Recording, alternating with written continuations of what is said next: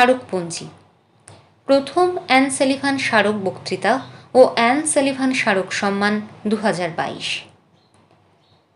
2022 সালের 14 অক্টোবর শুক্রবার যাদবপুর বিশ্ববিদ্যালয়ের ত্রিগুণা সেন সভাগৃহে অনুষ্ঠিত হয় প্রথম অ্যান সালিভান স্মারক বক্তৃতা ও অ্যান সালিভান স্মারক সম্মান 2022 অনুষ্ঠান।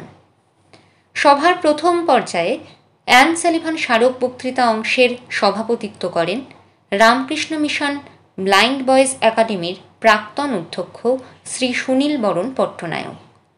Forum for students with disabilities Jadavpur বিশ্ববিদ্যালয়ের সদস্যদের সমবেত সঙ্গীতের মাধ্যমে অনুষ্ঠানের সূচনা হয় বিকেল 4:10। অতিথি সম্ভাষণের পর বৈকল্পিক পত্রিকার বিশেষ সংখ্যা উদ্বোধন করেন পত্রিকার সম্পাদক শ্রী সৈকত কুমার কর, অনির্বাণ মুখোপাধ্যায় এবং মঞ্চে উপস্থিত অতিথিরা।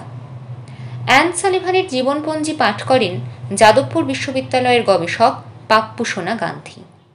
বিশিষ্ট গবেষক ও সাহিত্যিক শ্রী স্বপন মুখোপাধ্যায় অ্যান সালিভান শুধু শিক্ষক নন, বন্ধুও বটে, এই শিরোনামে প্রথম অ্যান সালিভান স্মারক বক্তৃতা প্রদান করেন। সভাপতির অভিভাষণের মাধ্যমে অনুষ্ঠানের প্রথম পর্যায়ের সমাপ্তি ঘটে।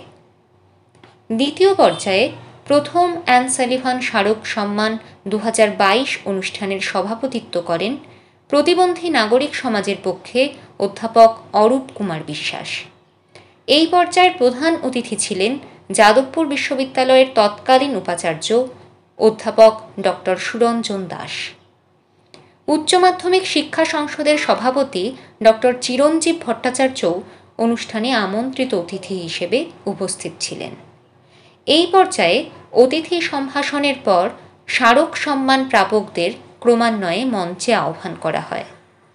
দৃষ্টিহীনদের শিক্ষাক্ষেত্রে শ্রুতিগ্রন্থ তৈরির কাজে উল্লেখযোগ্য অবদানের জন্য শ্রীমতী চন্দ্রলেখা সিনহা এবং শ্রীমতী নন্দিনী সরকার, শ্রুতিগ্রন্থ ব্রেইল অনুলিখনের কাজে অনলস অবদানের জন্য শ্রীমতী শীলা বিশ্বাস এবং ব্রেইল ও ই বুক নির্মাণে নিষ্ঠা ও দক্ষতার জন্য শ্রীমতী শুক্লা রায়কে প্রথম অ্যান সালিভান স্মারক সম্মান 2022 অর্পণ করা হয়। স্মারক হিসেবে একটি মানপত্র, কৃষ্ণনগরের মৃৎশিল্পীদের তৈরি ভাস্কর্য ও একটি শাল অর্পণ করা হয়।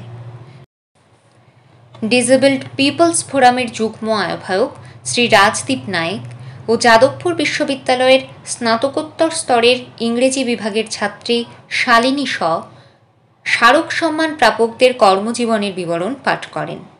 বৈকল্পিক পত্রিকার যুগ্ম সম্পাদক দেবাঞ্জনা দাস সম্মান প্রাপকদের অর্পণ করা মানপত্র পাঠ করেন।